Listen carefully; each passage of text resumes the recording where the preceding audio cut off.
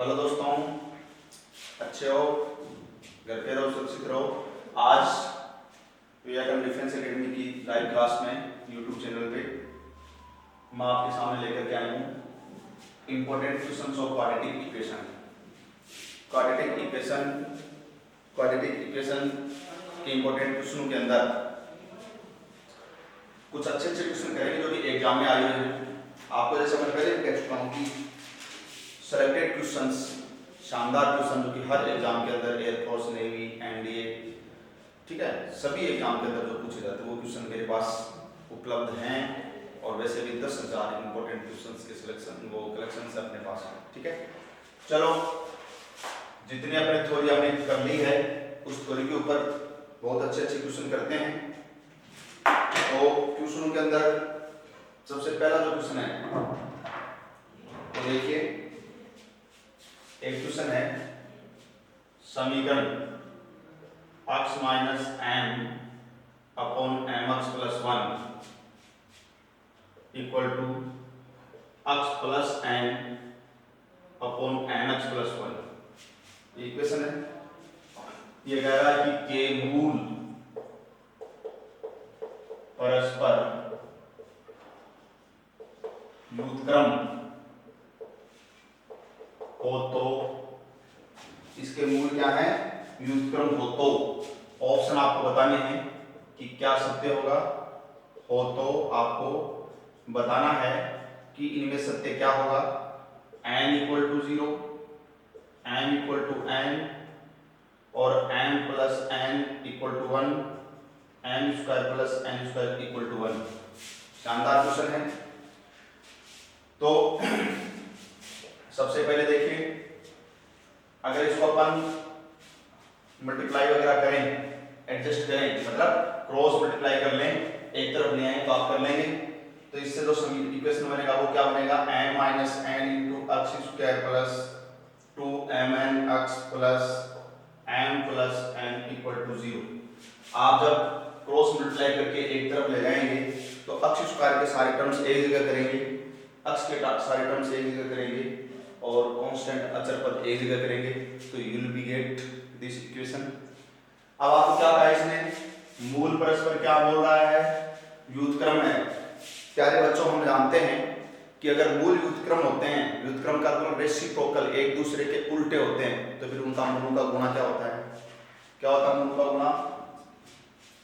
मूलों का गुणा होता है 1। सीधी सी बात है। तो इट्स इंप्लाइज अगर मूल व्युत्क्रम होंगे एक दूसरे के तो मूल का गुणा कितना होगा? 1। जैसे एक मूल अल्फा है तो दूसरा उसका व्युत्क्रम 1 बटा अल्फा होगा, तो इनका गुणा क्या हो जाएगा? इनका गुणा करके कितना हो जाएगा? 1। समझ आ गई? तो ये तो थ्योरी में जो बताई थी वो बातें बताई मैंने, ना। तो अब हम क्या करेंगे? सीधा ही मूलों का गुणा बराबर 1, यानी कि अल्फा बीटा अगर मूल ले गए तो गुणा बराबर 1। अब अल्फा बीटा मूलों का गुणा निकालने का सूत्र क्या बताया था? द्विघात समीकरण में c बटा a। तो c क्या है? ये है अचर पद m plus n upon a कौन है? x स्क्वायर का गुणांक m माइनस n बराबर 1। It's implies m plus n equal to m minus n। It's implies m cut जाएगा, इधर जाएगा 2n equal to 0। It's implies n equal to क्या आ गया? 0, क्योंकि 2 से डिवाइड कर देंगे तो ये ऑप्शन आ जाएगा। तो एकदम इजी क्वेश्चन है, कोई दिक्कत ही नहीं है। क्रॉस मल्टीप्लाई करके एक साइड में ले जा करके द्विघात समीकरण का जो मानक स्टैंडर्ड फॉर्म होता है, x स्क्वायर का पद, x का पद, अचर पद इक्वल टू 0 बना लिया। फिर मूल जो एक दूसरे के व्युत्क्रम है, रेसिप्रोकल हैं, तो फिर मूलों का गुणा 1। तो मूलों का गुणा का सूत्र c बटा a होता है, उसके बराबर 1 करके सरल कर लिया, आपके पास आंसर आ गया। ठीक है, एक और एक छोटा सा क्वेश्चन, बहुत ही छोटा सा क्वेश्चन, लेकिन ये आपके एयरफोर्स में आया हुआ है। क्वेश्चन छोटा सा क्वेश्चन है, एयरफोर्स में आया हुआ है क्वेश्चन। ये आपके ये जो क्वेश्चन है ये आप देखना एनडीए 2011-12 के सत्र के अंदर आया हुआ है क्वेश्चन। ठीक है, तो क्वेश्चन क्या है? 7 की power log base 7 x square minus 4x plus 5 equal to x minus 1 के वास्तविक मूल आपसे पूछे हैं। वास्तविक मूल आपसे पूछे हैं। ठीक है, चलो ये log है बेटा, सभी को दिख रहा होगा ये log। ठीक है, सबसे पहले लॉग की कुछ प्रॉपर्टी आपको अच्छी तरह ध्यान में होनी चाहिए। लॉग की प्रॉपर्टी कि जैसे मान लो कि मैं आपको ये कहूं कि बताओ एक की पावर में और log इसका बेस भी एक अक्ष हो तो क्या आता है। तो जब ये एक की पावर में ये log है, इसका बेस जो आधार है ये भी सेम हो तो ये हट जाता है और ओनली अक्ष आ जाएगा। इसीलिए तो अपन e की पावर में log अक्ष लिखते हैं तो उसका अक्ष लिखते हैं। क्यों लिखते हैं?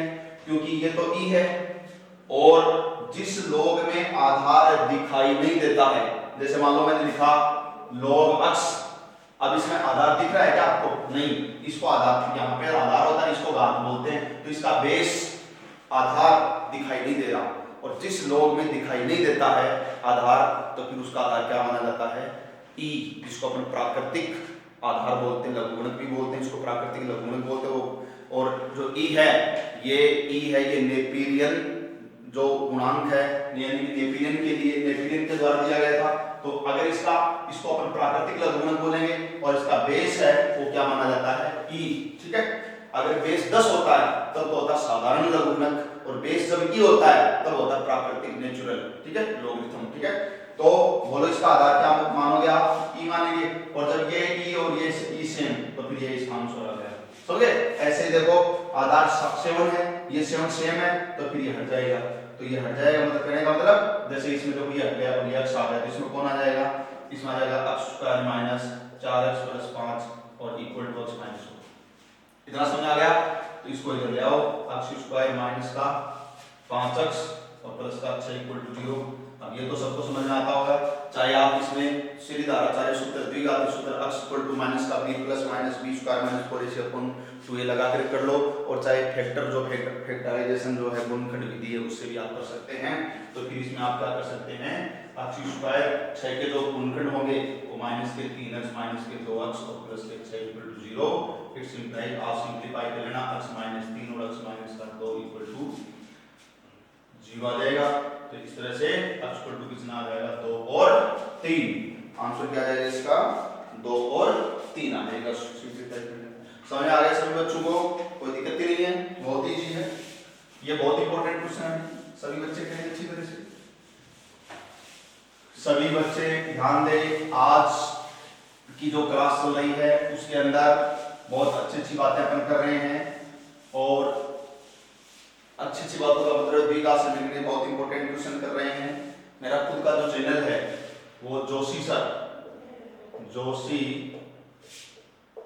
सर मैथ पॉइंट के नाम से है, उसको भी आप सब्सक्राइब करना न भूलें, क्योंकि इसके ऊपर कंटिन्यू अपने सब्जेक्ट से संबंधित जो चैप्टर्स हैं उसके videos 10th class, 11th class, 12th class सभी के वीडियोस आपको अपडेट मिलते रहेंगे, ठीक है। तो ज़्यादा से ज़्यादा सभी अपने भाई बहन हैं, छोटे हैं, परिवार में हैं, सबके लिए हित में रहेगा। मैं 11वीं 12वीं की पूरी जो मैथ है वहाँ पे कंप्लीट समझाऊंगा, कराऊंगा, इसलिए सभी लाइक शेयर करते रहे, सब्सक्राइब करते रहें। Joshi sir math.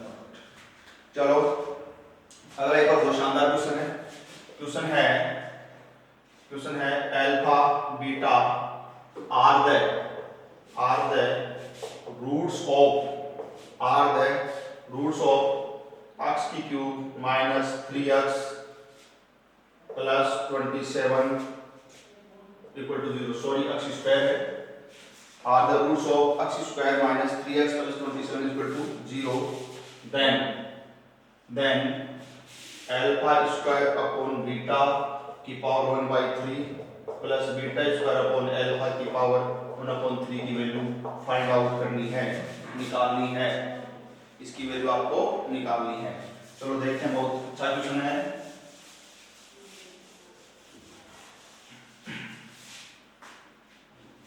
देखिए इसके alpha beta are the roots of this quadratic equation. इस क्वाड्रेटिक इक्वेशन के अल्फा बीटा क्या है? रूट्स हैं। इसका मतलब अल्फा प्लस बीटा मूलों का योग माइनस बी बटा ए फॉर्मूला बताया था, तो माइनस माइनस प्लस हो जाएगा 3, क्योंकि ए का मान 1 है, बी का मान -3 है, और दोनों का गुणा अल्फा बीटा है वो सी बटे ए होता है, सी बाई ए होता है। 27 बटे 1 यानी 27 आ गया, ये तो हो गया। अब इसका जो मान निकालना है, इसको देखो आप, इसका मान निकालना डायरेक्ट करना सीखो थोड़ा जल्दी। तो इसमें देखो, इसमें अल्फा और बीटा ऊपर a बटा 3 लगी है, तो इन दोनों के a बटा 3 थोड़ा सा मैं अच्छी तरह लिख देता हूँ, अल्फा की पावर 1/3 बीटा की पावर 1/3, इसका एलसीएम ले सकते हैं, एक साथ भी लगा सकते हो, मल्टीप्लाई में एक साथ भी लगा सकते हो, लेकिन मैंने ऐसे समझाने के हिसाब से अलग अलग लगाया है। अब बताओ जब आप इस लघुत्तम के अंदर नीचे वाले का, क्योंकि बीटा की पावर 1/3 इसका इसमें भाग देंगे तो अल्फा की पावर 1/3 बचेगी, इसको ऊपर वाले से गुणा करेंगे, ऊपर अल्फा की पावर 2 अंदर है, 1/3 ऊपर है, तो अल्फा की पावर 2/3 पहले से है, ऊपर अल्फा की पावर 2/3 पहले से है, और नीचे इसका इसमें डिवाइड करने के बाद अल्फा की पावर 1/3 जो आई वो उस ऊपर वाले से मल्टीप्लाई होगी, तो फिर इसमें ऐड हो जाएगी 1/3 पावर, तो इनको जब ऐड करेंगे तो फिर 1 हो जाएगा, यानी कि अल्फा बन जाएगा, प्लस ऐसे इसमें बीटा बन जाएगा। समझ गए? तो अल्फा प्लस बीटा कितना बताओ? 27, सॉरी 3, कितना है? 3, तो अल्फा प्लस बीटा कितना है? 3, और अल्फा बीटा है 27, ये है 27, तो इसको क्या लिखेंगे? इसको ऐसे करके a/3 है, ये a/3 एक साथ ऐसे कर लेंगे, और फिर ये अंदर कितना लिख देंगे आप? 27 लिख देंगे। देखो समझ में आएगा सब बच्चों को? आगे बात समझ सबको? तो इस तरीके से अल्फा प्लस बीटा का मान 3 इसमें रख देंगे, और अल्फा बीटा की पावर 1/3 है, अल्फा बीटा का मान कितना है? 27 है, ये इसमें रख देंगे। ठीक है, तो फिर क्या हो गया? 3y और 27 की पावर 1/3 का मतलब 27 का घनमूल, तो कितना हो गया? 27 का घनमूल कितना होता है सबको पता होगा शायद, 3, तो कितना आ जाएगा? 1, कितना आ जाएगा? 1। ठीक है, ये बात है। अगला क्वेश्चन लेते हैं, आ गया होगा समझ सबको? बहुत ही इजी क्वेश्चन है। अगला क्वेश्चन भी बहुत शानदार क्वेश्चन है भाई। क्वेश्चन क्या देखिए कि यदि x² plus x plus 1 equal to 0 के मूल अल्फा बीटा हो तो वह समीकरण ज्ञात करो। हालांकि यहाँ पे ज्ञात करो नहीं होगा, एग्जाम के हिसाब से होगा कि वह समीकरण क्या होगा ऐसे। ठीक है, चलो, लेकिन आप तो रट ही कर रहे हैं तो आप समझे, वह समीकरण ज्ञात करो जिसके मूल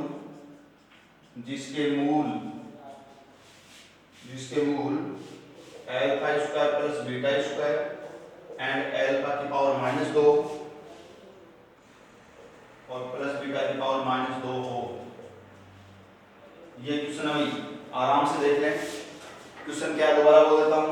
ये जो समीकरण दे रखा है इसके मूल अल्फा बीटा है, तो वह समीकरण ज्ञात करना है जिसके मूल क्या है? अल्फा² प्लस बीटा² और अल्फा की पावर -2 और प्लस बीटा की पावर -2, यानी कि एक मूल तो ये है, ये एक मूल ये है, एक मूल ये दो मूल है, उस समीकरण को ज्ञात करना है। ठीक है, चलो करते हैं कोशिश क्या? सॉल्यूशन ही निकालेंगे, कोशिश क्या करनी है इसमें। अब देखो बेटा, एक बात याद आई क्या सबको? अगर आपने मेरी क्लास अच्छे से दी है और मैंने आपको समझाया पहले कि ये समीकरण याद आया और मैंने कहा था इसको अच्छी तरह याद कर लेंगे, थोड़े में लिखा हुआ है, तो डायरेक्ट में बता सकता हूँ कि इस समीकरण के जो मूल होते हैं वो अल्फा और बीटा जो अपन लेंगे वो ओमेगा और ओमेगा² होते हैं। याद आया आपको? तो ये जो समीकरण है x² प्लस 1 = 0 है, इसके हल ओमेगा और ओमेगा² होते हैं, यानी कि एक को अल्फा मान लो और एक को मान लो आप बीटा ओमेगा²। तो समझे? ये पहले से याद रखेंगे तो आपको फायदा करेगा, और आगे बहुत सारे क्वेश्चन ऐसे समिश्र संख्याओं के अंदर भी आएंगे, यहाँ पर भी हैं, तो आप डायरेक्ट याद रखें तो बहुत अच्छी बात है। ठीक है, वैसे मैंने निकालना भी बताया था कैसे निकला था। ठीक है, ध्यान दें। तो ये जो है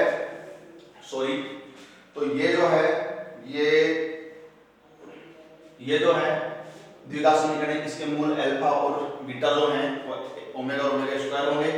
चलो, अब आपको जो ये जिसके मूल निकाल रहे हैं, मूल ये हैं, जो समीकरण निकाल उसके मूल ये हैं, तो मूलों का योग निकाल लेता हूं। तो मूलों का योग अल्फा² प्लस बीटा²। ठीक है, तो मूलों का योग इन दोनों को जोड़ेंगे, लेकिन मूलों का योग निकालने उससे पहले इसकी वैल्यू निकाल लेता हूं क्या है। ठीक है, तो चलो मैं एक काम कर लेता हूं, इसको p मान लेता हूं, इसको q मान लेता हूं। आप क्या आपको ध्यान रहे कि मूल ये हैं इसके, तो मूल p जो कि ये है, तो अल्फा² अल्फा कितना है? ओमेगा। ठीक है, ओमेगा का स्क्वायर प्लस बीटा का स्क्वायर, बीटा कितना? ओमेगा का स्क्वायर है, उसका स्क्वायर करेंगे तो कितना हो जाएगा? 4 हो जाएगा, तो ओमेगा की पावर 4, तो ओमेगा² प्लस ओमेगा लिख दूंगा, क्योंकि ओमेगा की इसको तोड़ लेंगे, ओमेगा की 3 2 ओमेगा के 3 का मान कितना बताया था? 1, तो ये ओमेगा रहेगा, ठीक है। फिर आपको ये भी बताया कि 1 प्लस ओमेगा स्क्वायर सभी संख्याओं में कितना होता है, वो 0 होता है। सभी संख्याओं में 1 प्लस ओमेगा स्क्वायर का मान क्या होता है, 0 होता है। तो यहाँ से बताओ इसका मान कितना आ जाएगा, -1 आ जाएगा। कितना आ जाएगा, तो यहाँ पर मान क्या लिख दूं, इसका मान निकाल करके -1। ऐसे ही क्यों दूसरा क्या माना था, ये माना था, ये इनको क्या लिख सकता हूँ -2, तो 1/α स्क्वायर प्लस 1/बीटा स्क्वायर कैसे लिखते, ठीक है। तो 1 अगर आप लघुत्तम भी लेंगे अल्फा बीटा का स्क्वायर तो नीचे हो जाएगा, अल्फा बीटा का स्क्वायर तो नीचे हो जाएगा और ऊपर आ जाएगा alpha square plus beta square. अब वही alpha square plus beta square का मान आप निकाल चुके हो कितना, -1 और नीचे अल्फा बीटा, तो अल्फा बीटा इन दोनों का गुणा ओमेगा की 3 बनेगा, तो ओमेगा की 3 का मान 1 होता है, 1 का स्क्वायर 1 आएगा, तो कहने का मतलब इसका मान -1 है। तो इसका मतलब ये हो गया कि आपको जो समीकरण निकालना है जिसके मूल दिश और दिश हैं, यानी कि p और q है, मूल क्या है p और q। p किसको माना है, alpha square plus beta square को, q किसको माना है, अल्फा की पावर -2 प्लस बीटा की पावर -2 को। तो उन दोनों मूल p और q के मैंने मान निकाल लिए। अब मैं मूलों का योग और गुणा निकाल करके समीकरण निकाल लूंगा। तो मैं डायरेक्ट कर रहा हूं, समीकरण का फॉर्मूला क्या होता था, अक्ष स्क्वायर माइनस मूलों का योग। तो इनको जोड़ दो, ये तो है ना p और q के मान, -1 और -1 इनको जोड़ दो, तो मूलों का योग -2 आया, तो -2, ठीक है। और अक्ष लगाते हैं ही, और प्लस मूलों का गुणा, इनका गुणा कितना है, प्लस का ये बराबर 0। 500 क्या आ गया, अक्ष स्क्वायर माइनस प्लस का 2x प्लस 1 इक्वल टू क्या आ गया, 0। समझे, तो इस तरह से अब आप चाहे इसको अक्ष प्लस 1 का होल स्क्वायर भी कर सकते हो इक्वल टू 0, ठीक है। तो इसके तो दोनों मूल आएंगे वो समान आएंगे, क्यों आएंगे, अक्ष इस दो अगर इसके फैक्टर क्या हो, इसके ये तो है ना अक्ष प्लस 1 इंटू अक्ष प्लस 1 इक्वल टू 0, तो इक्वल टू -1 आ गए। तो इसके जो दोनों मूल हैं वो क्या है, -1 और -1। और आप देख भी रहे हो p और q इसके मूल ही तो दिए थे समीकरण के, जो क्या है थे -1 और -1, तो मूल तो समान ही है, -1 वापस आ जाएंगे। लेकिन अपने को मूल निकालने नहीं है, हमें तो केवल समीकरण पूछा है, मूल तो हमारे पास पहले ही आ गए, ठीक है। इसलिए हमें तो उत्तर तो इतना ही करना था, लेकिन मूल समान आ गए। आप वैसे देखें तो इसके विवेचक का मान क्या होगा, 0। मूल समान होते विवेचक का मान क्या होगा, 0। तो b जो कि b स्क्वायर माइनस 4ac होता है, तो b देखो ये 2 का स्क्वायर कितना 4, फॉर्मूले का 4, a और c की वैल्यू 1 1 है, तो 1 गुना 1 तो ये देखो 4 - 4 0 आ जाएगा। एकदम इजी है, इट्स ओके। समझ आ रहा है सभी को अच्छी तरह से। एक चीज है कि कई बच्चे थोड़ा सा लॉकडाउन के अंदर थोड़ा सा विचलित हो रहे हैं, तो मैं सभी से रिक्वेस्ट करूंगा विचलित नहीं हो, विचलित न हो करके और अच्छे तरीके से संतुलित मानसिकता बना करके और सुबह शाम 2-2 घंटे आराम से पढ़ाई स्टडी करें, क्योंकि आगे एग्जाम भी आएगी और आगे एग्जाम सभी सारी चीजें होंगी। अंधेरे के जो बादल हैं, जो कठिनाइयों की जो समस्याएं जो चल रही हैं, ये सब छटेंगी, अच्छे दिन भी आएंगे, ठीक है। इसलिए आप जुड़े रहें, मेरा यही कहना है कि आप जुड़े रहें, ज़्यादा से ज़्यादा शेयर करें, लाइक करें, और सभी अपने परिवार में बच्चे रिश्तेदारी में फैमिली में जितने भी हैं आप उनको जोड़ करके चलिए, ठीक है। इट्स ओके, समझ आ रही सब बात। चलो आगे देखिए, बहुत अच्छे क्वेश्चन मिलेंगे आपको।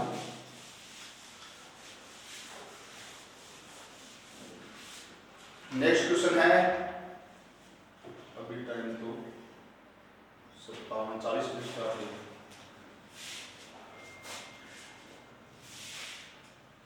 नेक्स्ट क्वेश्चन अगला देखो, अगला क्वेश्चन है,